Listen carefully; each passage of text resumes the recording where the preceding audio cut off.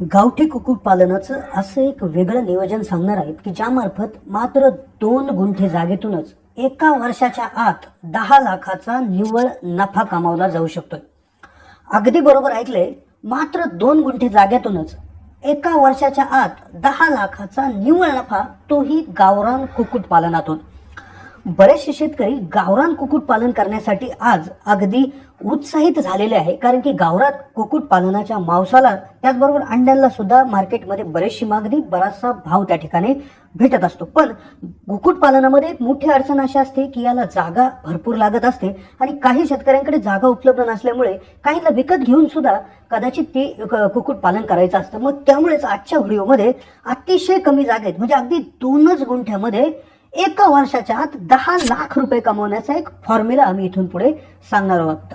तर त्याकरता हा व्हिडिओ शेवटपर्यंत पाहत राहा. चॅनलला जर नवीन असाल तर जरूर सबस्क्राईब करून शेजारील बेलचं बटन दाबा. 2 गुंठ्यातून एक वर्षाच्या आत 10 लाखाचा नफा कुक्कुटपालनातून कसा मिळवायचा याची स्टेप बाय स्टेप आम्ही तुम्हाला माहिती देणार आहोत. तर सगळ्यात आधी आपण बघणार आहोत की जागेची निवड आणि नियोजन कसं करायला पाहिजे की जेणेकरून 2 गुंठ्यामध्ये जास्तीत जास्त पक्ष्यांची संख्या बसू शकेल आणि जास्तीत जास्त लवकरात लवकर आपण कसा 10 लाखांचा नफा कमवू शकतो. आता जसं आपल्याला माहिती आहे की आपली जागा ही 2 गुंठे आहे, म्हणजेच जवळपास एक 2000 स्क्वेअर फूट जागा आपल्याला त्या ठिकाणी उपलब्ध आहे. याच्यामध्ये आपण असं करणार आहे की 400 स्क्वेअर फुटाचं एक शेड त्या ठिकाणी बनवणार आहेत आणि उरलेलं 1600 स्क्वेअर फूट हे ओपन आपण ठेवणार आहोत. मग ह्या मोकळ्या 1600 स्क्वेअर फुटामध्ये आपण मुक्त कुक्कुटपालन त्या ठिकाणी करणार आहोत.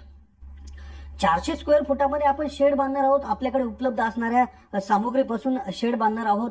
त्याचबरोबर 1600 स्क्वेअर फुटामध्ये मोकळी जागेत आपण मुक्त कुक्कुटपालन करणार आहोत. आता कदाचित तुम्ही म्हणाल की याला खर्चच इतका येईल की मग नफ्याचा तर काय प्रश्नच उरत नाही. पण नफ्याचं, खर्चाचं, उत्पन्नाचं गणित शेवटी आम्ही समजून सांगणार आहोत. कदाचित हे गणित ऐकल्यानंतर तुमचा विश्वास बसू शकेल की 2 गुंठ्यातून 10 लाख कसे कमावले जाऊ शकतात.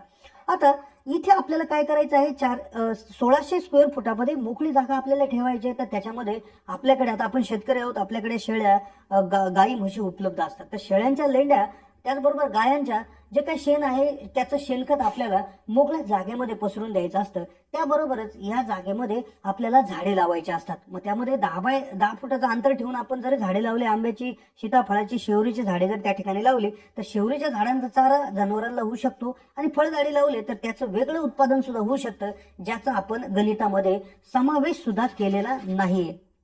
मग आता इथून पुढे पाहूयात की नेमकं किती कोंबड्यांची संख्या ठेवायची आहे आणि कोंबड्यापासून कसं उत्पादन चालू करायचं आहे. आता आपल्याला माहित आहे की एका कोंबडीसाठी लागणारी जागा 4 स्क्वेअर फूट असते. मग आपल्या हिशोबाने इथे बऱ्याचशा कोंबड्या बसू शकतात, पण आपण एक 600 कोंबड्या त्या ठिकाणी पाळणार आहोत आणि ज्या की अंडे हेच याचं मुख्य उत्पादन आपण धरणार आहोत. मग आता जवळपास 600 कोंबड्या आपण त्या ठिकाणी पाळलेल्या आहेत. मग आता 600 कोंबड्यांपैकी 50% कोंबड्यांनी जरी दररोज अंडे त्या ठिकाणी जरी दिली तरी 300 अंडी दररोजच्या दररोज त्या ठिकाणी निघत असतात.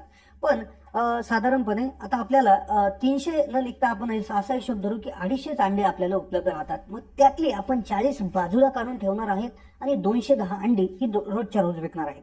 मग 210 अंड्यांना 10 रुपयाचा जरी रेट आपण धरला, गावठी अंडे आहेत, गावरान कोंबड्यांचे अंडे आहेत, त्यामुळे 10 रुपयाचा रेट अगदी सहजासहजी भेटू शकतो. म्हणजे 2100 रुपये दररोजच्या दररोज आपल्याला भेटतील आणि एक महिन्याचा हिशोब जर आपण त्या ठिकाणी केला तर महिन्याकाठी 63,000 रुपये हे मात्र अंड्यामधूनच भेटतील. आणि जर वर्षाचं म्हणजेच 12 महिन्याचं गणित जर करायला गेलं तर 7,56,000 रुपये फक्त अंड्यामधनच आपल्याला भेटायला सुरुवात होणार आहेत. मग आता 250 अंडे निघतात असं गृहीत धरलंय, 40 अंडे आपण बाजूला काढून ठेवली. मग या बाजूला काढलेल्या अंड्यांचं करायचं तरी काय, तर त्या अंड्यांची अशी एक गोष्ट आपण करणार आहोत की ज्यामुळेच आपल्याला 10 लाख रुपये एक वर्षाच्या आत मिळणार आहेत. आता आपण काय करणार आहोत, आम्ही मार्केटमध्ये बराचसा अभ्यास केला की गावरान कोंबड्यांची पिलेच त्या ठिकाणी भेटत नाही. आम्हाला सुद्धा बऱ्याचशा अडचणी आल्या होत्या, त्यामुळे आम्ही ही मार्केटमधली संधी ओळखली आणि मग आपण याच दररोज निघणाऱ्या 40 अंड्यांची पिले त्या ठिकाणी तयार करणार आहेत. मग आता आपल्याला माहिती आहे की अंड्यांची पिले व्हायला 10-15 दिवसाचा, 20 दिवसाचा कालावधी त्या ठिकाणी लागत असतो. मग आपण बॅच बनवणार आहोत, 5-5 दिवसाच्या बॅच त्या ठिकाणी बनवणार आहेत आणि 5 दिवसाच्या एका बॅचला काही दिवसानंतर आपल्याला त्याची पिले निघतील. म्हणजे साधारणपणे अंदाजे दर 5 दिवसाला आपल्याला 160 पिले त्या ठिकाणी निघतात. हे आम्ही अगदी व्यवस्थित गणित केलेलं आहे. पण 160 पिलांना 50 रुपयाचा रेट जरी प्रति पिलो भेटला तरी आपल्याला एका बॅचला 8,000 रुपये त्या ठिकाणी भेटणार आहे.